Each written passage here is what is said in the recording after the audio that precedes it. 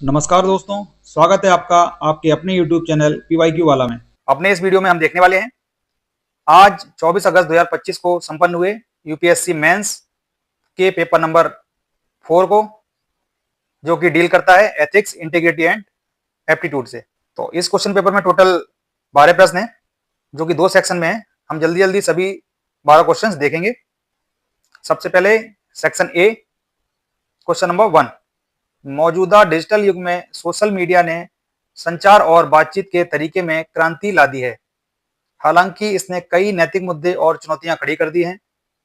इस संबंध में मूल नैतिक दुविधाओं का वर्णन कीजिए।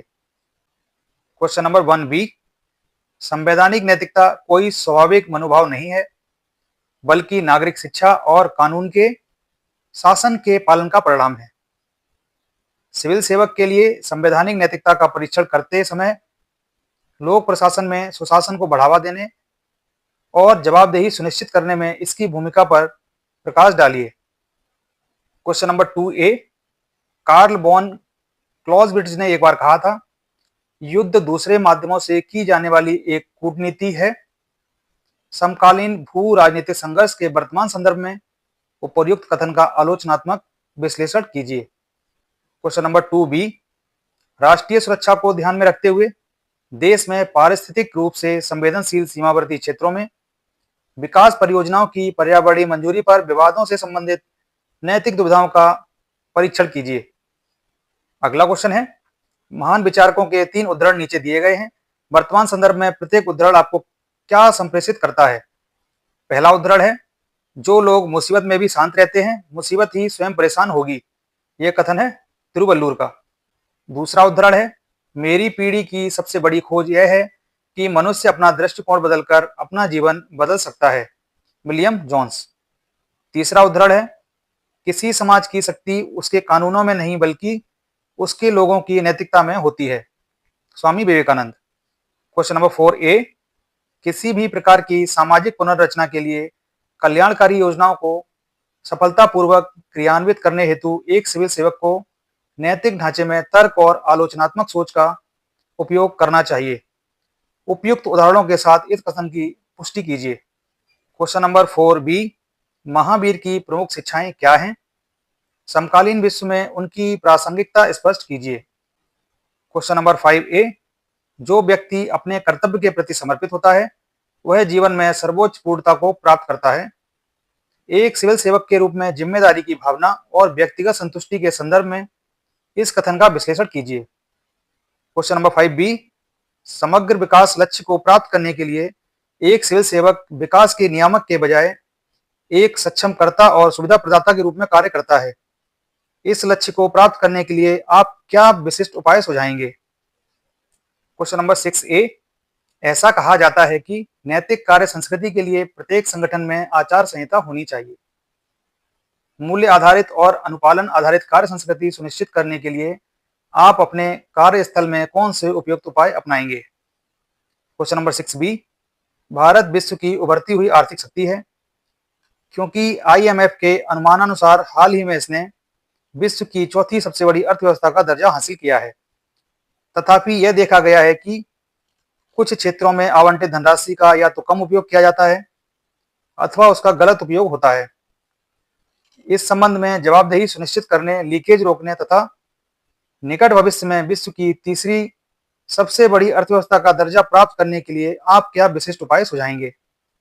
अब सेक्शन नंबर बी, जो कि संबंधित होता है केस स्टडीज से, तो हम एक एक करके सारी केस स्टडी देख लेते हैं कि आज के एग्जाम में कौन सी केस स्टडी पूछी गई है। तो पहली केस स्टडी है, विजय पिछले 2 वर्षों से देश के पहाड़ी उत्तरी राज्य के सुदूर जिले के डिप्टी कमिश्नर थे। अगस्त महीने में पूरे राज्य में भारी बारिश हुई और उसके बाद उक्त जिले के ऊपरी इलाकों में बादल फट गए। पूरे राज्य में विशेषकर प्रभावित जिले में बहुत भारी क्षति हुई। पूरा सड़क नेटवर्क और दूर संचार बाधित हो गया। इमारतें बड़े पैमाने पर क्षतिग्रस्त हो गईं। लोगों के घर नष्ट हो गए और वे खुले में रहने को मजबूर हो गए। 200 से अधिक लोग मारे गए और लगभग 5000 लोग बुरी तरह घायल हो गए। विजय के नेतृत्व में नागरिक प्रशासन सक्रिय हो गया और बचाव तथा राहत अभियान शुरू हो गया। बेघर और घायल लोगों को आश्रय एवं चिकित्सा सुविधाएं प्रदान करने के लिए अस्थायी आश्रय शिविर तथा अस्पताल स्थापित किए गए। दूर दराज के इलाकों से बीमार और बूढ़े लोगों को निकालने के लिए हेलीकॉप्टर सेवाएं शुरू की गईं। विजय को अपने गृह नगर केरल से संदेश मिला कि उनकी मां गंभीर रूप से बीमार हैं। 2 दिन बाद विजय को दुर्भाग्यपूर्ण संदेश मिला कि उनकी मां की मृत्यु हो गई है। विजय का एक बड़ी बहन के अलावा कोई करीबी रिश्तेदार ना था। उनकी बड़ी बहन अमेरिकी नागरिक थी और पिछले कई वर्षों से वहीं रह रही थी। इस बीच 5 दिनों के अंतराल के बाद फिर से शुरू हुई भारी बारिश के कारण प्रभावित जिले में स्थिति और खराब हो गई। वहीं उनके मोबाइल पर अपने गृह नगर से मां का अंतिम संस्कार करने के लिए जल्द से जल्द पहुंचने के लगातार संदेश आ रहे थे। तो ये केस स्टडी है और इसमें कौन कौन से क्वेश्चन पूछे गए हैं। ए, विजय के पास कौन से विकल्प उपलब्ध हैं।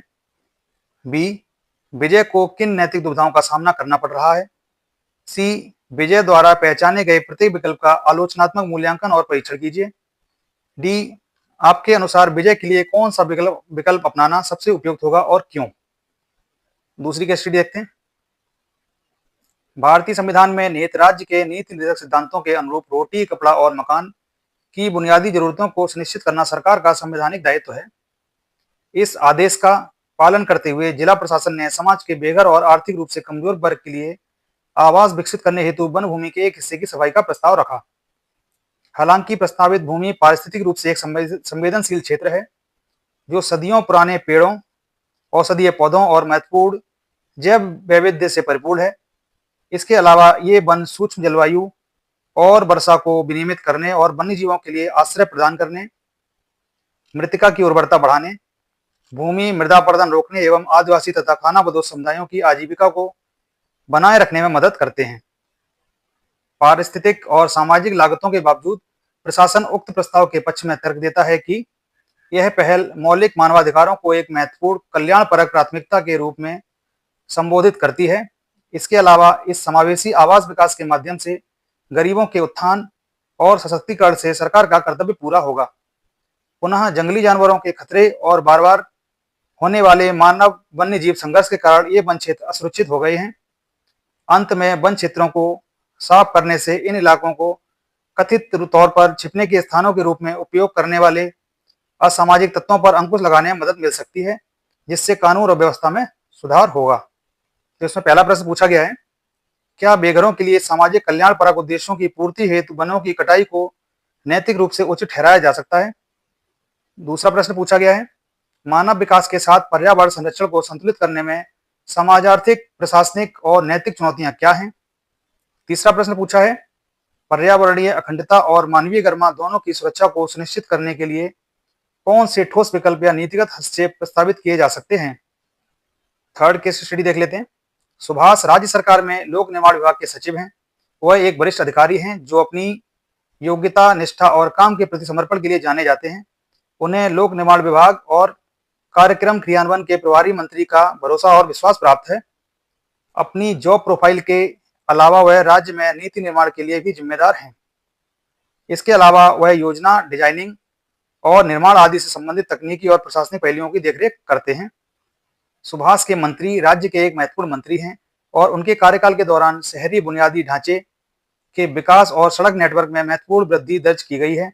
वह निकट भविष्य में महत्वाकांक्षी सड़क निर्माण परियोजना शुरू करने के लिए उत्सुक हैं। सुभाष मंत्री के साथ नियमित संपर्क में हैं और सड़क निर्माण परियोजना के विभिन्न तौर तरीकों पर काम कर रहे हैं। मंत्री द्वारा परियोजना की औपचारिक सार्वजनिक घोषणा करने से पहले उनके द्वारा मंत्री के समक्ष नियमित बैठकें, चर्चाएं और प्रस्तुतियां की जाती हैं। सुभाष का इकलौता बेटा विकास रियल एस्टेट बिजनेस में है। उनके बेटे को अपने सूत्रों से पता चलता है कि एक मेगा रोड परियोजना अंतिम चरण पर है और इस संबंध में किसी भी समय घोषणा होने की उम्मीद है। वह अपने पिता से आगामी प्रोजेक्ट का सटीक स्थान जानने के लिए बहुत उत्सुक है। उसे पता है कि आसपास की जमीन की कीमतों में भारी उछाल आएगा। इस स्तर पर सस्ती कीमतों पर जमीन खरीदने से उसे भरपूर लाभ मिलेगा। वह प्रस्तावित परियोजना का स्थान दिखाने के लिए दिन रात अपने पिता से विनती कर रहा है। उसने उन्हें आश्वस्त किया कि वह इस मामले को सीधे संभालेगा क्योंकि इससे कोई प्रतिकूल असर नहीं पड़ेगा। यह इसलिए है कि वह स्वाभाविक रूप से अपने व्यवसाय के हिस्से के रूप में जमीन खरीदता रहता है और अपने बेटे की लगातार मेहनतों के कारण वह दबाव महसूस करते हैं। इस मामले का एक अन्य महत्वपूर्ण पहलू लोक निर्माण विभाग के मंत्री द्वारा उपर्युक्त परियोजना में अतिरिक्त और अनुचित रूप से संबंधित है। उनके भतीजे की भी बड़ी आधारभूत संरचना वाली परियोजना कंपनी थी। दरअसल मंत्री ने अपने भतीजे का भी उनसे परिचय कराया है और उन्हें आगामी प्रोजेक्ट में भतीजे के व्यवसायिक हितों का ध्यान रखने का संकेत भी दिया है। मंत्री ने उन्हें इस मामले में तेजी से काम करने के लिए प्रोत्साहित किया, क्योंकि मेगा रोड परियोजना की शीघ्र घोषणा और कार्यान्वयन से अपनी पार्टी और सार्वजनिक जीवन में उनकी स्थिति मजबूत होगी। उपर्युक्त पृष्ठभूमि में सुभाष भावी कार्रवाई को लेकर असमंजस में हैं। पहला क्वेश्चन, उक्त मामले में शामिल नैतिक मुद्दों पर चर्चा कीजिए। दूसरा क्वेश्चन, उपर्युक्त स्थिति में सुभाष के पास उपलब्ध विकल्पों का आलोचनात्मक परीक्षण कीजिए। तीसरा क्वेश्चन, उपर्युक्त में से कौन सा सर्वाधिक उपयुक्त होगा और क्यों। हमारी अगली केस स्टडी है।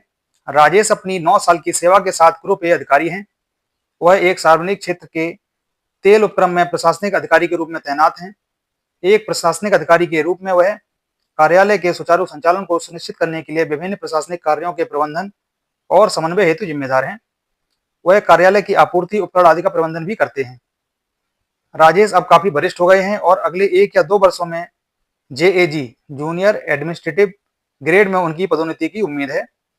वह जानते हैं कि पदोन्नति DPC विभागीय पदोन्नति समिति द्वारा अधिकारी की पिछले कुछ वर्षों लगभग 5 वर्ष की ACR निष्पादन मूल्यांकन की जांच के आधार पर होती है तथा ACR में अपेक्षित ग्रेडिंग के अभाव वाले अधिकारी को पदोन्नति के लिए उपयुक्त नहीं पाया जा सकता है। पदोन्नति खोने के परिणाम स्वरूप वित्तीय और प्रतिष्ठा संबंधी हानि हो सकती है तथा कैरियर की प्रगति में बाधा आ सकती है।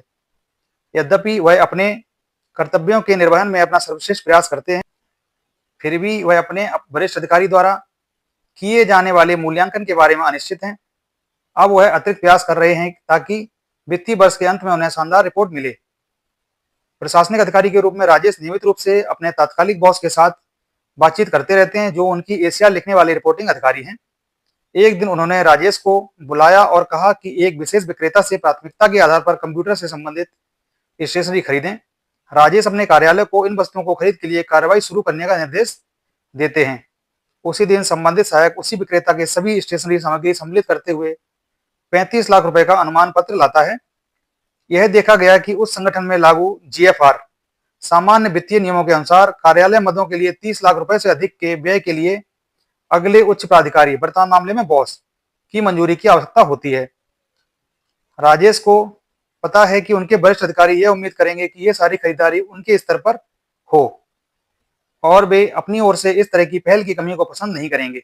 कार्यालय के साथ विचार विमर्श के दौरान उन्हें पता चला कि उच्च प्राधिकारी से मंजूरी प्राप्त करने से बचने के लिए व्यय को विभाजित करने की सामान्य प्रथा, जहां बड़े ऑर्डर को छोटे ऑर्डर की एक श्रृंखला में विभाजित किया जाता है, का प्रचलन है। यह प्रथा नियमों के विरुद्ध है और लेखा परीक्षा के प्रतिकूल संज्ञान में आ सकती है। राजेश परेशान हैं, वह इस मामले में कोई निर्णय लेने में अनिश्चित हैं। पहला क्वेश्चन, उपरोक्त स्थिति में राजेश के लिए क्या विकल्प उपलब्ध हैं। क्वेश्चन नंबर B, इस मामले में नैतिक मुद्दे क्या हैं। क्वेश्चन नंबर C, राजेश के लिए कौन सा विकल्प सबसे उपयुक्त होगा और क्यों। नेक्स्ट केस स्टडी है। महात्मा गांधी राष्ट्रीय ग्रामीण रोजगार गारंटी कार्यक्रम MGNREGA को पहले राष्ट्रीय ग्रामीण रोजगार योजना NREGA के रूप में जाना जाता था। यह एक भारतीय समाज कल्याण कार्यक्रम है जिसका उद्देश्य संविधान में दिए गए काम करने के अधिकार के प्रावधानों को पूरा करना है। ग्रामीण विकास मंत्रालय द्वारा ग्रामीण रोजगार क्षेत्र के अंतर्गत 2006 में मनरेगा शुरू किया गया। कार्यक्रम का मुख्य उद्देश्य ग्रामीण परिवार के वयस्क सदस्यों को मजदूरी रोजगार की कानूनी गारंटी देना है, जो प्रति परिवार अधिकतम प्रतिवर्ष 100 दिनों की सीमा के अधीन अकुशल शारीरिक श्रम कार्य के लिए तैयार हैं। प्रत्येक ग्रामीण परिवार को इस योजना के अंतर्गत पंजीकरण कराने का अधिकार है। जॉब कार्ड पंजीकृत को जारी किया जाता है। जॉब कार्ड धारक रोजगार की तलाश कर सकता है। राज्य सरकार परिवारों को प्रतिपूरक दैनिक बेरोजगारी भत्ते के रूप में पहले 30 दिनों के लिए न्यूनतम मजदूरी का 25% और वर्ष की शेष अवधि के लिए मजदूरी का भुगतान करेगी। विभिन्न ग्राम पंचायतों द्वारा मनरेगा कार्य कराया गया। आपको एक जिले का प्रभावी प्रशासक नियुक्त किया गया है। आपको विभिन्न ग्राम पंचायतों द्वारा किए जा रहे मनरेगा कार्यों की निगरानी की जिम्मेदारी दी गई है। आपको सभी मनरेगा कार्यों की तकनीकी मंजूरी देने का अधिकार भी दिया गया है। आपके अधिकार क्षेत्र में एक पंचायत में आपने देखा कि आपके पूर्ववर्ती ने कार्यक्रम का निम्न प्रकार से कुप्रबंधन किया है। पहला, वास्तविक नौकरी चाहने वाले को धन वितरित नहीं किया गया है। दूसरा, मजदूरों की मास्टर रोल का ठीक से रखरखाव नहीं किया गया है। तीसरा, किए गए कार्य और किए गए भुगतान के बीच बेमेल है। चौथा, फर्जी व्यक्तियों को भुगतान किया गया है। पांचवा, व्यक्ति की आवश्यकता को देखे बिना जॉब कार्ड दिए गए हैं। छठवां, निधियों का कुप्रबंधन तथा निधियों की कुछ हद तक हेराफेरी हुई है। सातवां, ऐसे स्वीकृत कार्य जो कभी अस्तित्व में ही नहीं थे। अब यहाँ क्वेश्चन ये है, उपरोक्त स्थिति में आपकी क्या प्रतिक्रिया है तथा आप इस क्षेत्र में मनरेगा कार्यक्रम के समुचित संचालन को कैसे बहाल करेंगे। दूसरा क्वेश्चन है, ऊपर सूचीबद्ध विभिन्न मुद्दों को हल करने के लिए आप क्या कार्रवाई शुरू करेंगे। और तीसरा क्वेश्चन है, आप उपरोक्त स्थिति से कैसे निपटेंगे। हमारा आखिरी क्वेश्चन और आखिरी केस स्टडी है। अशोक पूर्वोत्तर राज्य के एक सीमावर्ती जिले के मंडल आयुक्त हैं। कुछ वर्ष पहले सेना ने निर्वाचित नागरिक सरकार को उखाड़ फेंकने के साथ पड़ोसी देश पर कब्जा कर लिया था। देश में विशेष रूप से पिछले 2 वर्षों से गृह युद्ध की स्थिति बनी हुई है। हालांकि विद्रोही समूहों द्वारा अपनी सीमा के पास कुछ आबादी वाले क्षेत्रों पर नियंत्रण करने के कारण आंतरिक स्थिति और बिगड़ गई है। सैन्य और विद्रोही समूहों के बीच तीव्र संघर्ष के कारण हाल के दिनों में नागरिक हताहतों की संख्या में कई गुना वृद्धि हुई है। इसी बीच अशोक को एक रात में सीमा चौकी पर तैनात पुलिस को सूचना मिली कि लगभग 200 से 250 लोग, जिनमें मुख्य रूप से महिलाएं और बच्चे हैं, सीमा पार करके हमारी सीमा की ओर आने की कोशिश कर रहे थे। इस समूह में सैन्य वर्दीधारी हथियारों के साथ लगभग 10 सैनिक शामिल हैं जो सीमा पार करना चाहते हैं। महिलाएं और बच्चे रो रहे हैं और मदद की भीख मांग रहे हैं। उनमें से कुछ घायल हैं और बहुत ज्यादा खून बह रहा है। उन्हें तुरंत चिकित्सा की जरूरत है। अशोक ने राज्य के गृह सचिव से संपर्क करने का प्रयास किया, लेकिन खराब मौसम के कारण, खराब कनेक्टिविटी के कारण ऐसा करने में असफल रहे। क्वेश्चन ये है, पहला क्वेश्चन, इस स्थिति से निपटने के लिए अशोक के पास क्या विकल्प उपलब्ध हैं। दूसरा क्वेश्चन, अशोक को किन नैतिक और कानूनी दुविधाओं का सामना करना पड़ रहा है। तीसरा क्वेश्चन है, आपके विचार से अशोक के लिए कौन सा विकल्प अपनाना अधिक उपयुक्त होगा और क्यों। चौथा क्वेश्चन है, वर्तमान स्थिति में वर्दीधारी सैनिकों के साथ व्यवहार करते समय सीमा सुरक्षा पुलिस द्वारा क्या अतिरिक्त एहतियाती उपाय किए जाने चाहिए। तो दोस्तों, हमने आज 24 अगस्त 2025 को संपन्न हुए यूपीएससी मेंस 2025 के पेपर 4 के सभी 12 क्वेश्चंस को देखा, सभी केस स्टडीज को देखा। आप कमेंट सेक्शन में जाकर बता सकते हैं कि पिछले वर्षों की तुलना में इस वर्ष के पेपर में कठिनता का स्तर क्या रहा, ये पिछले साल से टफ था या इजी था। और अगर आपको हमारा वीडियो पसंद आए तो हमारे चैनल को लाइक करें, शेयर करें, सब्सक्राइब करें। मिलते हैं अगले वीडियो में, तब तक के लिए जय हिंद, जय भारत।